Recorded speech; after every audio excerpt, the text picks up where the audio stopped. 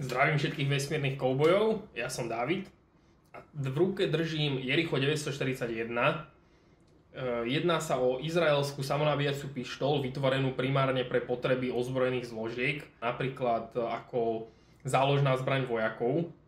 A aby som to uviedol trochu do kontextu, Izrael v tej dobe už dlho vyvíjal takú snahu, aby rozvíjali vlastnú domácu výrobu a domáci vývoj zbraní, aby neboli závislí na zahraničnom importe alebo nejakej licencovanej výrobe zahraničných dizajnov. Z toho dôvodu vyvinuli aj samopal Uzi a útočnú pušku Galil. A rozhodli sa preto aj pre vývoj vlastnej samonabíjacej pištole v kalibri 9 mm a obzvlášť ich zaujala a inšpirovala československá pištoľ ČZ-75, na ktorej sa rozhodli celý tento dizajn založiť. V zbraní teda tie prvky sú jasne viditeľné z tej ČZ-ty. Vidíte to tam aj v tom tvare, aj keď ju rozoberiete, tak vo vnútri je to zjavné. Ale je tu aj niekoľko originálnych prvkov a napríklad samotný názov Jericho 941, tak to 941 referuje na to, že pôvodne bola táto pištoľ dodávaná s dvomi hlavňami. Jedna hlaveň teda v štandardnom kalibri 9x19 mm Luger, respektíve Parabellum, ale druhá hlaveň bola na kaliber 41 Action Express, čo bol vlastne náboj, ktorý vytvorili špeciálne pre túto zbraň. Úplne nový náboj. A mal konkurovať takým tým nábojom, ktoré sú o niečo silnejšie ako 9 mm, čiže myslím, 40 Smith & Wesson a tieto. Ale moc sa neosvedčil, nebol veľmi populárny, takže dneska už pokiaľ viem sa ani nevyrábajú Jericha v tomto kalibri. 41 Action Express teda už veľmi dostupný nie je, ale Jericha sa vyrábajú aj v iných kalibroch, štandard je teda 9 mm, ale pokiaľ viem, tak sú aj 40 Smith & Wesson, do USA myslím dodávajú aj 45 ACP. Ďalšia taká vec, v čom sa jednotlivé varianty Jericha odlišujú, tak je materiál rámu, sú s polymerovým rámom a s oceľovým rámom. Štandardný je teda ten oceľový, kovový. Taká vec, čo si na prvý pohľad všimnete, tak je veľkosť. Robia sa aj kompaktné varianty. Ešte jedna taká vec, čo by som poznamenal, robia sa varianty F a varianty R, s tým, že toto je varianta F, 941F, a to referuje na umiestnenie poistky. Čiže poistka v tomto modeli je umiestnená na ráme.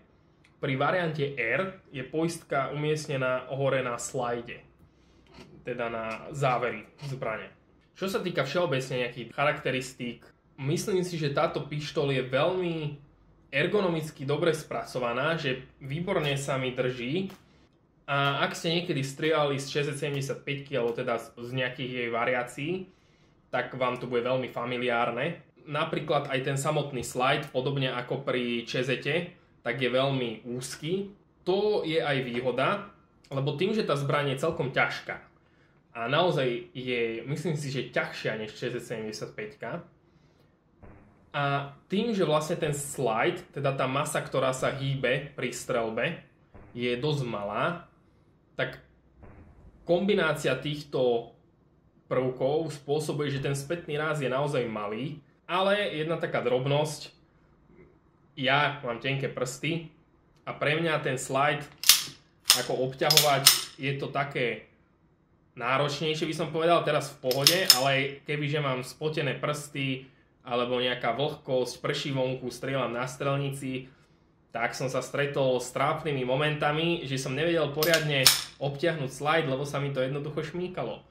Ľudia, čo majú širšie prsty, tak im to nebude robiť problém, ale napríklad ja to dvoma prstami ani neviem poriadne obťahnuť, ja si to musím pekne dlaňou chytiť.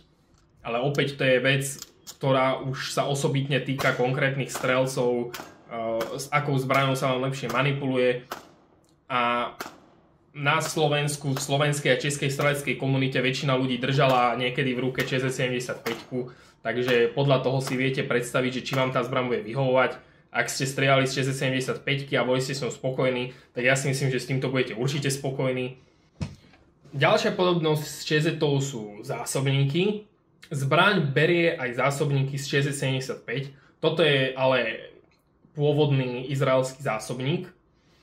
Ale čo si treba dávať pozor, že není to taká úplne 100% kompatibilita, lebo musíte vyskúšať, že ktorý zásobník vám bude fungovať.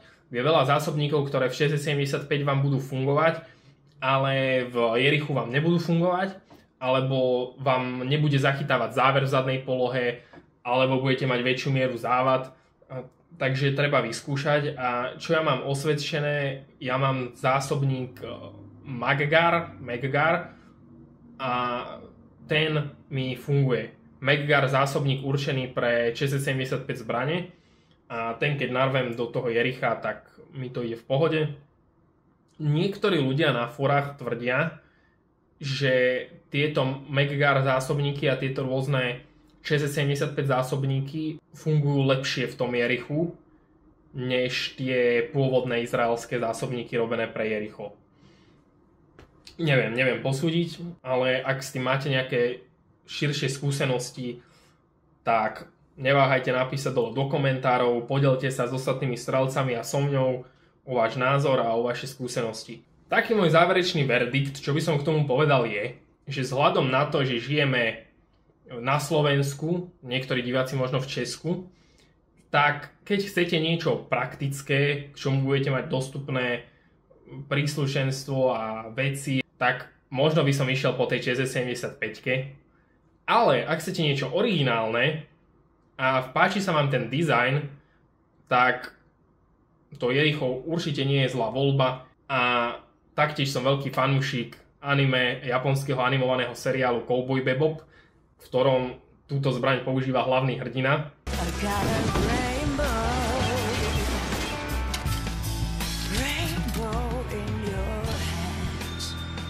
Dúfam, že sa vám toto video páčilo. Ak áno, nezabudnite dať like, napíšte komentár s vašimi skúsenosťami, s postrehmi, prípadne kritikou, ak sa vám niečo nepáčilo v tomto videu. Teraz sa s vami lúčim a želám vám príjemný deň.